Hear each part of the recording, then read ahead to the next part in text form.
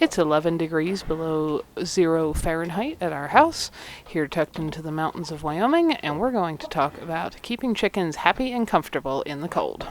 Hey folks, Ariel over here, today with a little discussion on keeping chickens in extreme cold. It is, this morning it was about minus 11 Fahrenheit, and it warmed the whole way up to like 10 above or something like that. This is me, and this lady doesn't actually have a name yet. She's one of our pullets we kept this year. Beautiful, speckly, kind of mill floor design on her beautiful soft coat here. But we need a name. Our hens are all color-based names like Goldilocks and Blondie and Ember and Blackie and so on. And this girl doesn't have a name yet. We have one named Freckles, so you can't be Freckles. But anyway, we're here to talk about chicken keeping in extremely cold weather. This unnamed lady is an Icelandic chicken, so this is a breed that is particularly good, as you might guess, at dealing with cold weather, but actually most chicken breeds can handle some quite cold temperatures. I know in parts of the country right now that don't often get that cold, there's some extremely cold weather, and I've personally seen a bunch of folks that are a little bit concerned about the well-being of their chickens due to that.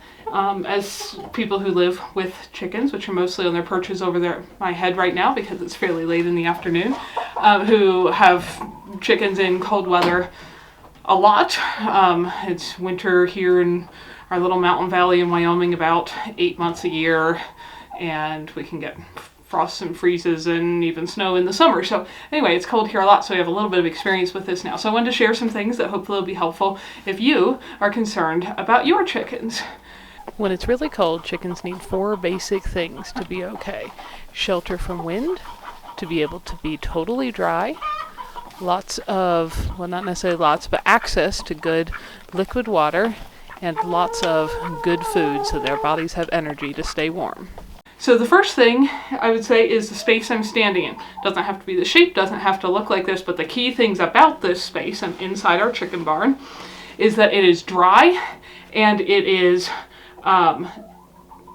doesn't have drafts, but it is vented.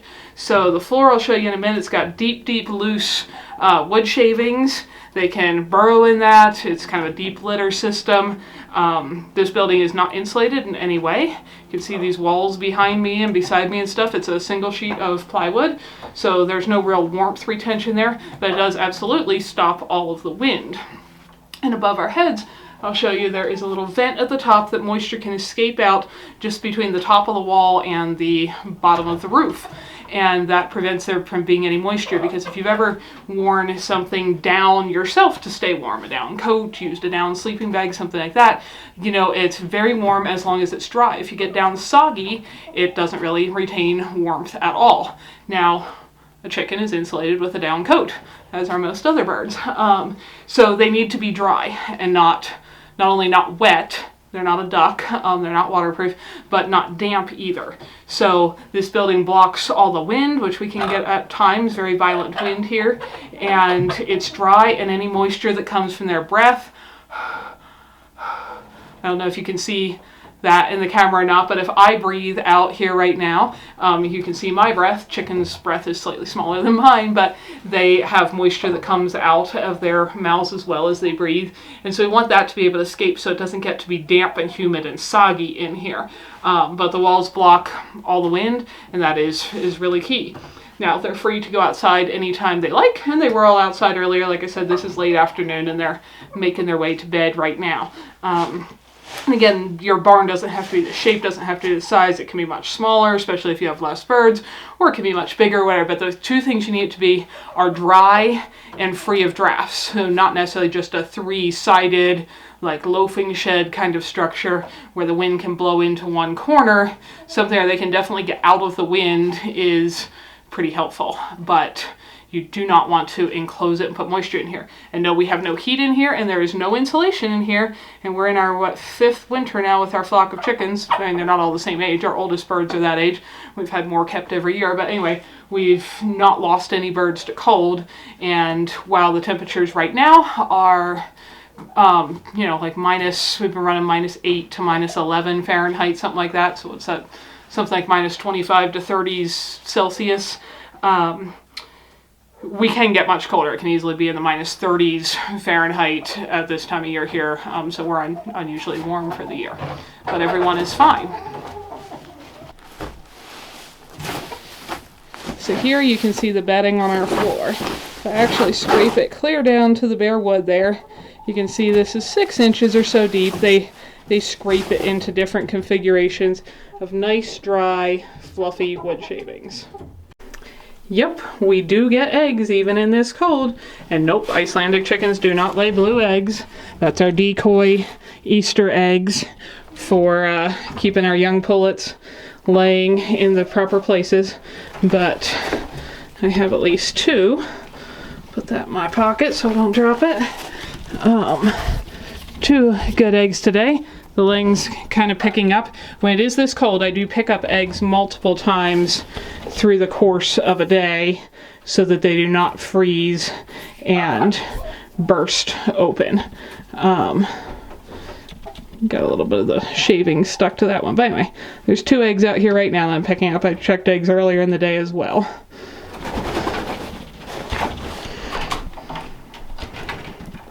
There's Freckles climbing up the ladder to the perches. As I said, everyone else is up here. Chickens do generally prefer to roost on perches. Icelandic chickens in particular like to roost very high. So those perches are well over my head. Not all breeds enjoy being that high, but these ladies do. This is where they sleep at night. And it is dry, and there you can see actually up above their heads, that bright looking spot where the light's coming in. That's the little teeny bit of venting up at the top. You can see how there's no bright spot down the side.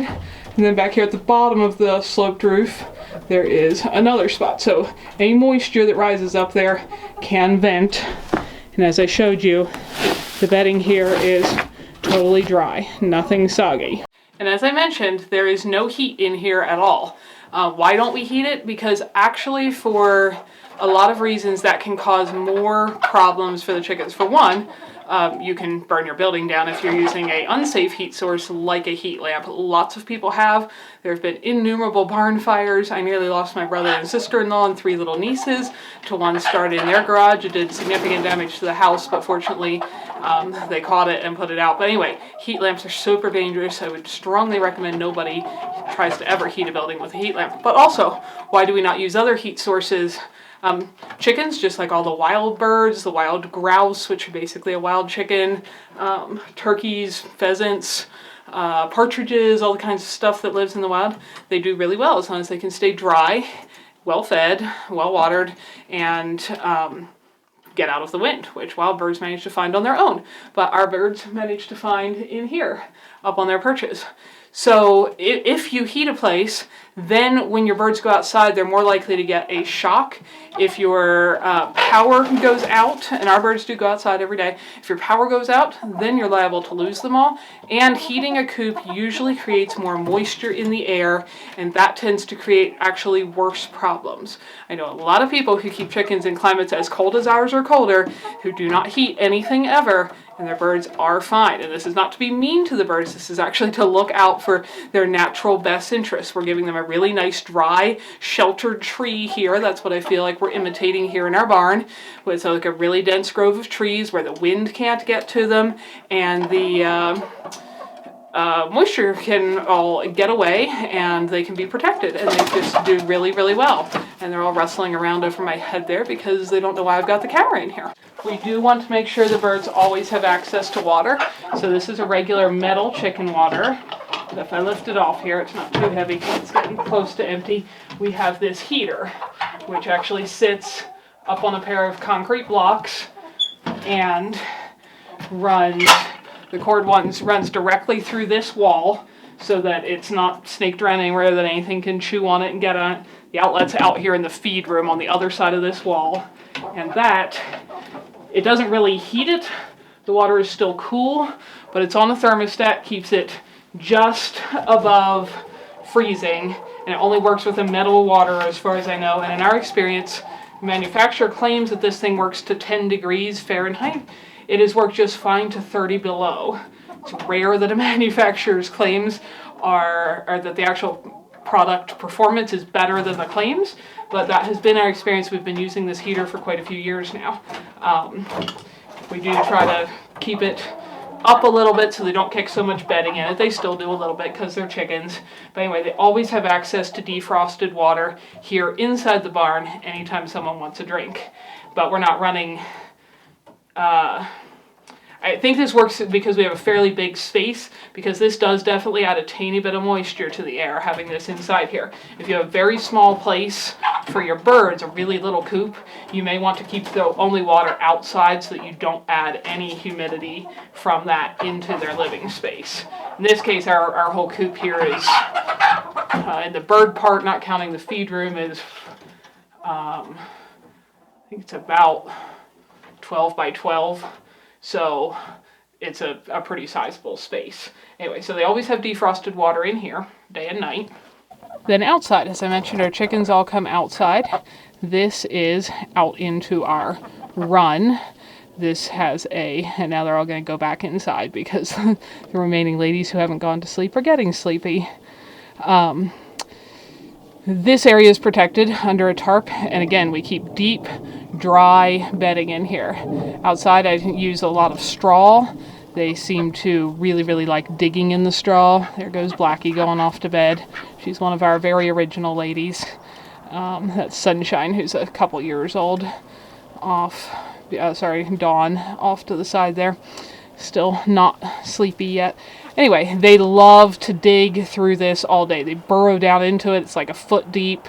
As they gradually break it down, I add more, so it's a nice, again, mostly dry and mostly out of the wind yard that's like 10 by 10 here outside of their barn, where they can come hang out and still get fresh air and sunshine. The front of this is all open, as you can see, and so with the way that's set, the sun angle, if the sun was out, will actually touch the entire floor in there because it's south facing. So even on the shortest day of the year, well, especially in the shortest day of the year, that whole floor gets lit up with sunshine, and they love to bathe and cuddle deep down into their straw. Now in the summer, this roof overhead here makes, because the sun's almost straight overhead, makes a full shade, and it's a nice shady spot. But in the winter, it's protected to the floor there on the back and a little bit around the sides, and then wide open here, south facing. So they also have a nice run to get out into, and once again, it's dry. Also, the birds actually come outside.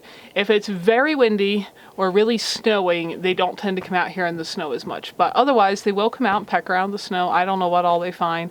Sometimes I scatter a little grain out here just to give them something to explore, because there's not all the bugs and grass and leaves and stuff that there would be in the summer when they come out. But they do spend a lot of time on very cold days in their yard here, and then inside their house. Now also in the yard here, this is where I feed them their fermented grain and such in the morning, kitchen scraps. Out here in the snow, we chop up fish guts and stuff like that to supplement their food. Right beside me here is a little black water tub, and I want to show you how these work. They have a very small one that I fill every morning. It freezes solid. It's not heated in any way, but it's soft black rubber. I use a bigger version, well, two bigger versions for the ducks as well to play in, because this is one of the few containers you can get ice out of when it freezes solid without busting your container. So let's go look at that. So the chickens have a very little one of this same kind of tub. They come in all sizes. This is obviously kind of a medium-sized one. There's a bigger one. These are what the ducks play in on the cold days. The creek is long frozen up for the year, and this gives them somewhere they can splash out here, and they really enjoy it. If I remember when I'm doing my evening chores about this time of day, I dump these so that they're not a solid brick of ice in the morning that I have to smash out before I can refill them.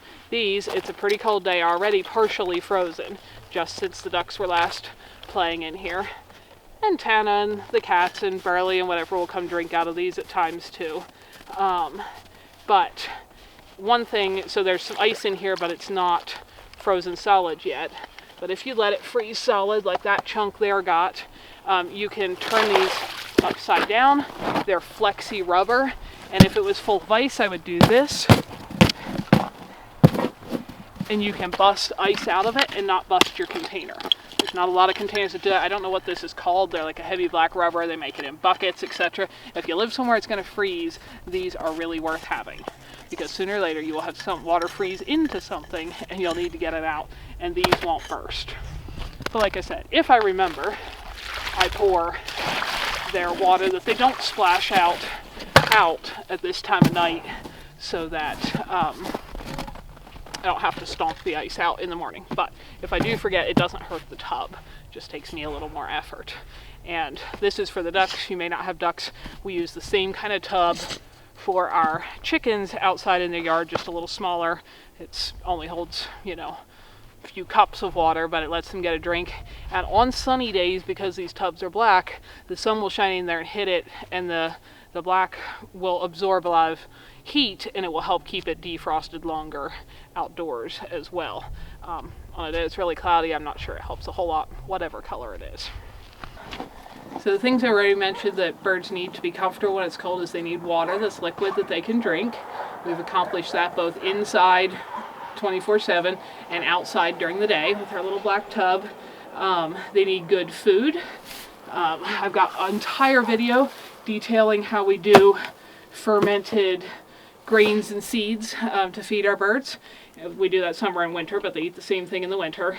And I do pour it into this pan in the morning and scatter some around because they can't all eat out of there at once. But they mostly clean that up, you know, in the first couple hours.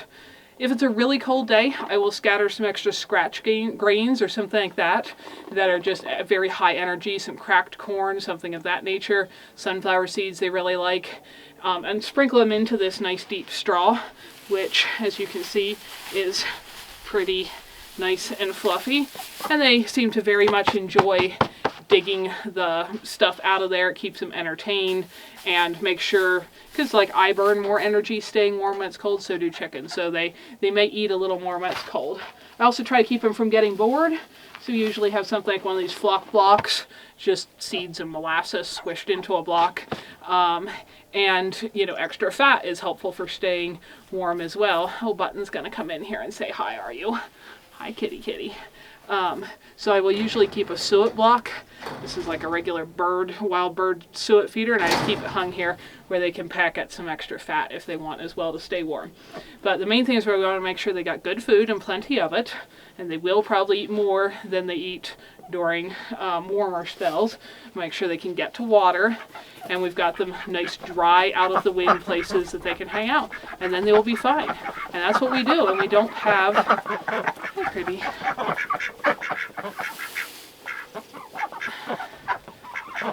This is Button. She's Velcro's daughter. We don't have any heaters of any kind. We don't have insulation in any walls or anything. Now, of course, the deep bedding is a bit insulating, but that's all we do. And our birds, like I said, have been fine for years. So if you're really worried about your little birds that you care about, be reassured that this is the things from my experience and many other people in cold climates. This is what they need. And please don't burn your buildings down or your house or anything like that with a heat lamp. Have a wonderful winter and enjoy the cold. Hopefully that's some helpful info to keep you and your chickens happy and cozy. And if you have other questions about this setup, check around the channel. We have videos detailing our feed and fermenting it, building the chicken barn and how it's laid out. Lots of details about Icelandic chickens, which is what all of the birds in this flock are, despite their many varied colors, and so on. So hopefully you and your birdies enjoy your winter. Thank you everyone for watching. It means a lot, and I hope you learned something along the way. If you know somebody else who would enjoy this as well, share it with them.